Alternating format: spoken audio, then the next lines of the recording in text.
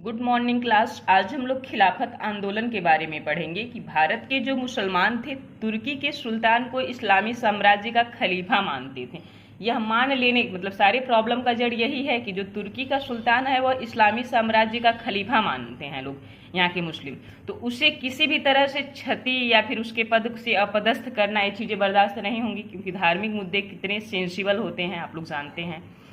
तो जब प्रथम विश्व युद्ध होता है, प्रथम विश्व युद्ध में तुर्की जो है वह मित्र राष्ट्रों के विरुद्ध लड़ता है।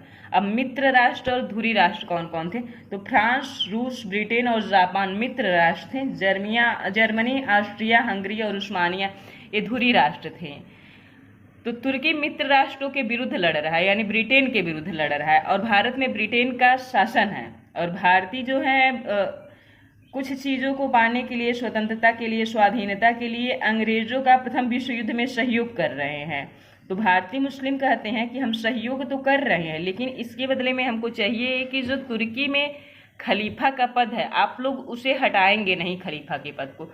जो तुर्की है उसका खंडन नहीं करेंगे।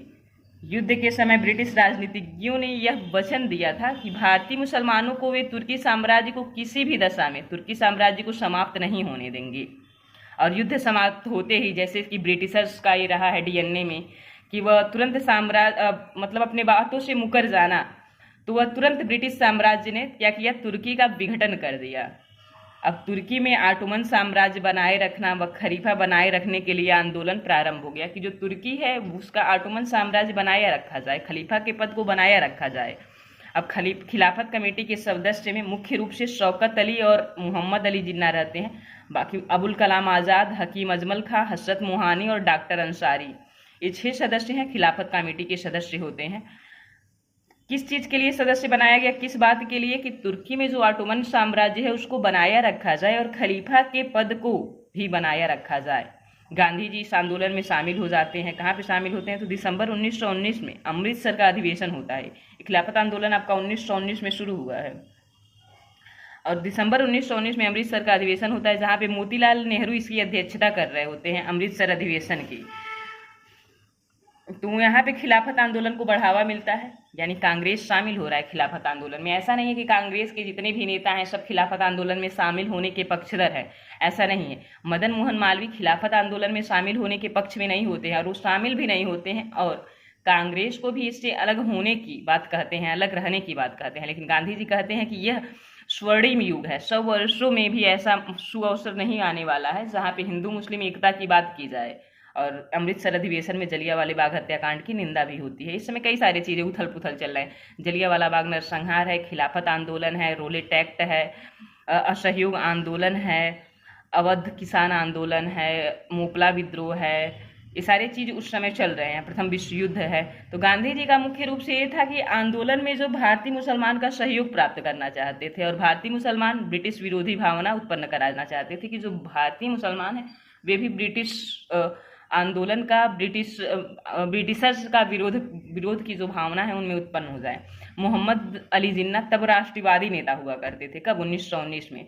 वे खिलाफत आंदोलन को देश की स्वतंत्रता के आंदोलन से जोड़ने के विरोधी थे। वे कहते हैं कि स्वतंत्रता को धार्मिक आंदोलन से ना जोड़ा जाए, क्योंकि ये धार्मिक आंदोलन है। खिलाफत आंदोलन खलीफा के पद को बनाए रखने की बात इसमें की जा रही है। वे कह रहे हैं स्पष्ट रूप से राजनीति को धर्म में लाने की सलाह वे नहीं देते हैं, मना करते हैं। कहते हैं मुस्लिम, गांधी जी से कहते हैं कि मुस्लिम धार्मिक अनुयायियों व उनके कट्टरपन को आप प्रोत्साहित ना करें।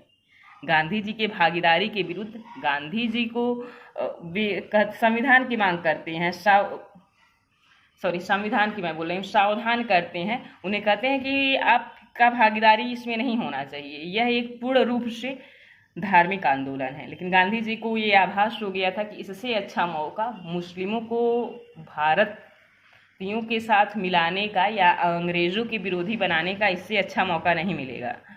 तो जब दिल्ली में 23 दिसंबर 1919 को खिलाफत कमेटी की पहली बैठक होती है, तो उसकी अध्यक्षता गांधी जी करते हैं। मई 1920 में तुर्की के साथ सेब्रिन की संधि की गई और इस संधि के द्वारा तुर्की के विभाजन को क्या कर दिया जाता है, तुर्की का विभाजन कर दिया जाता है।